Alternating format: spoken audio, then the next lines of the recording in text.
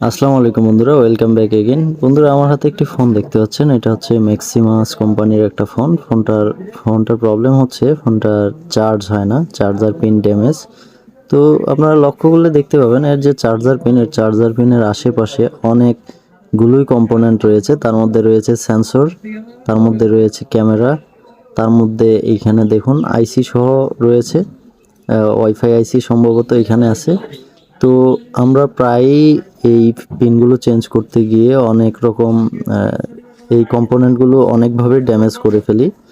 তো আজকের ভিডিওতে আমি এই রকমই একটা ভিডিও নিয়ে আসলাম, যেটার মধ্যে আমি চেঞ্জ করতেছি। দেখুন, কোনো রকম কম্পোনেন্ট ড্যামেজ করা ছাড়াই আমি এই পিনটা চেঞ্জ কিভাবে করি সেটাই দেখাচ্ছি আজকের ভিডিওতে।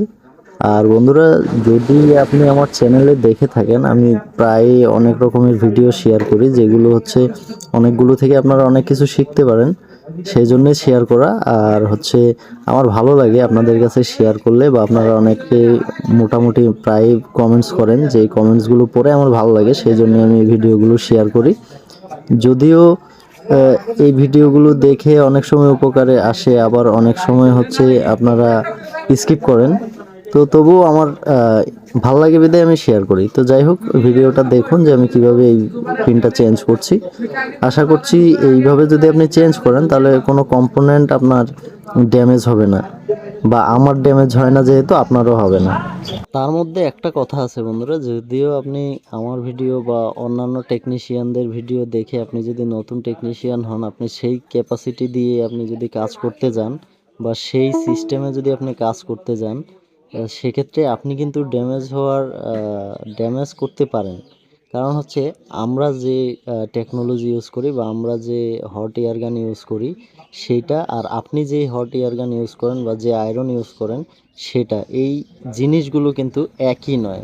তো সেক্ষেত্রে আপনাকে এইখানে বেশ কিছু বিষয় মাথায় রাখতে হবে, যে আপনার হাতের ক্যাপাসিটি, আর হচ্ছে আপনার আয়রন এটা কতটুকু হিট থাকে, বা আপনার হট এয়ার গান এটা কত হিট রাখলে আপনার এই কম্পোনেন্টগুলো ড্যামেজ হবে না, সেইটা কিন্তু আপনাকে প্র্যাকটিস করতে হবে। এটা আপনার হাতের যে এক্সপিরিয়েন্স, বা যে আপনার হাতে যেই রকম ক্যাপাসিটি থাকে, যেটা আপনার ইউজ করলে দেখা যাচ্ছে অন্যদিকে কোনো কম্পোনেন্ট ড্যামেজ হবে না, সেই ব্যাপারগুলোতে আপনাকে অভিজ্ঞতা অর্জন করতে হবে। তো একটা সময় ছিল আমিও এইরকম কম্পোনেন্ট ড্যামেজ অনেক করেছি, যে কারণেই আমি চাই যে আমি এই ভিডিওগুলো শেয়ার করি, যে আমি যে ভুলগুলো করেছি, বা আমি যে ভুলগুলো করে জরিমানা দিয়েছি, যেগুলো সেইগুলো যাতে আপনারা না করেন, বা নতুন টেকনিশিয়ান যারা আমাকে বিশেষ করে আমাকে ফলো করে, তারা যাতে এই রকম প্রবলেমগুলো বা এই রকম ড্যামেজগুলো না করে, সেজন্যই কিন্তু আমি এই ভিডিওগুলো শেয়ার করি। আশা করি যে ভিডিওগুলো থেকে আপনারা কিছু না কিছু ইনফরমেশন তো অবশ্যই পান।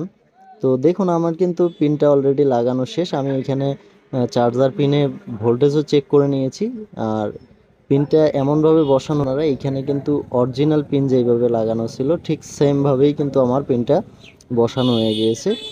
তো যাই হোক বন্ধুরা, এইভাবে যদি আপনি পিনটা লাগান, অবশ্যই আপনার পিনটা অনেক দিন টেকসই হবে, প্লাস হচ্ছে আপনার কোনো কম্পোনেন্ট কোনোভাবেই ড্যামেজ হবে না, এটা আমার বিশ্বাস। আশা করছি ভিডিওটি আপনাদের ভালো লেগেছে। আর ভিডিওটি ভালো লাগলে অবশ্যই চ্যানেলটা সাবস্ক্রাইব করবেন, পাশে থাকা বেল আইকনটা অন করে দেবেন, যাতে করে এরকম মোবাইল সার্ভিসিংয়ের ভিডিও দেওয়ার সাথে